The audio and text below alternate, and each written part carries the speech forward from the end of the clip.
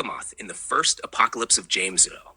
In the first Apocalypse of James, a Nag Hammadi text of Valentinian origin, the figure of Achamoth, often equated with a lower form of Sophia, plays a pivotal role in the cosmological and redemptive narrative. The text reveals how Achamoth, a feminine emanation, produced a realm of beings in ignorance and without the direct involvement of the pre-existent Father. Despite this flawed genesis, her role is not condemned. Rather, it is essential for the unfolding of divine restoration. The dialogue between the Lord and James centers on themes of suffering, divine origin, and ultimate redemption. In a moment of prophetic instruction, the Lord tells James that he will be seized by three who sit as toll collectors.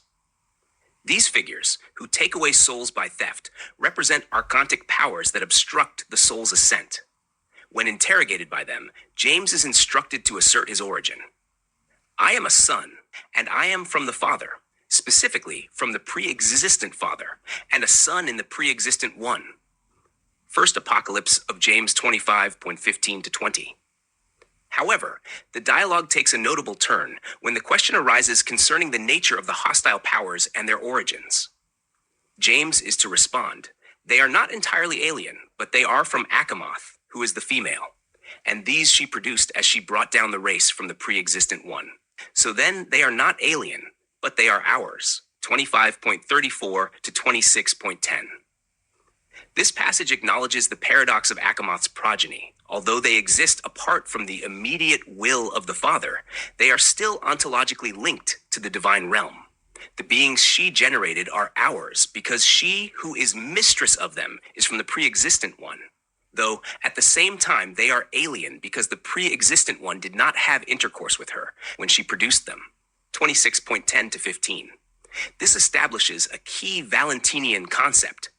Even error and fragmentation have their roots in the pleroma, though they emerge through ignorance rather than will. Achamoth is described as a female who was alone and in ignorance, 35.13-15, producing without a male counterpart. The text emphasizes this lack. Achamoth had no father nor male consort, but she is female from a female, 35.9-11. Her mother is Sophia, the imperishable knowledge who remains within the Father. This means Achamoth is one generation removed from the direct divine presence, and her ignorance results from thinking that she alone existed, 35.115-17. This error gives rise to a realm that lacks order, making her offspring susceptible to confusion and blame. As the Lord notes, they will fall into confusion and will blame their root and the race of their mother. 35:20-22. Yet redemption is still possible.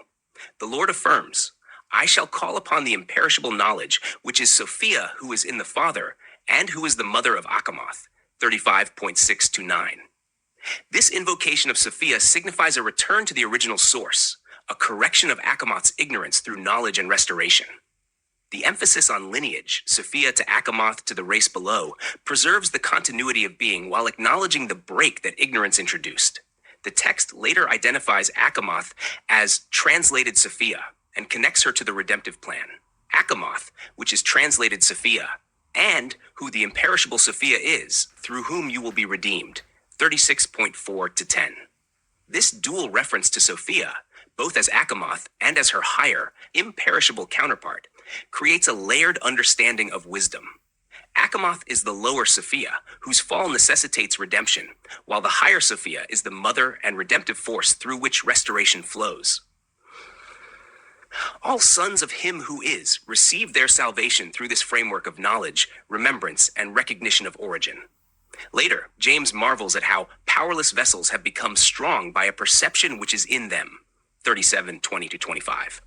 This perception is the gnosis that allows even those born from ignorance to return to the pre-existent one. The Lord explains this transformation in gendered terms. The perishable has gone up to the imperishable, and the female element has attained to this male element, 41.13-15. The female, often associated with receptivity, form, and generation, is not condemned. Instead, she is elevated by attaining balance with the male, symbolizing fullness and perfection. The implication is that redemption is not escape from femaleness or matter, but the unification and elevation of all aspects of being.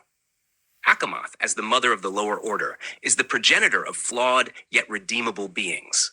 Her existence is not a mistake, but part of a dynamic process wherein ignorance becomes the occasion for revelation, and error the opportunity for divine knowledge to be revealed.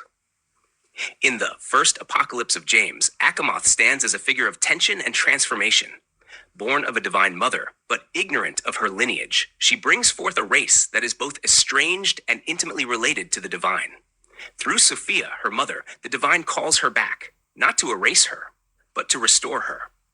Thus, Achamoth embodies the human condition, derived from the divine, estranged through ignorance, and called home by knowledge.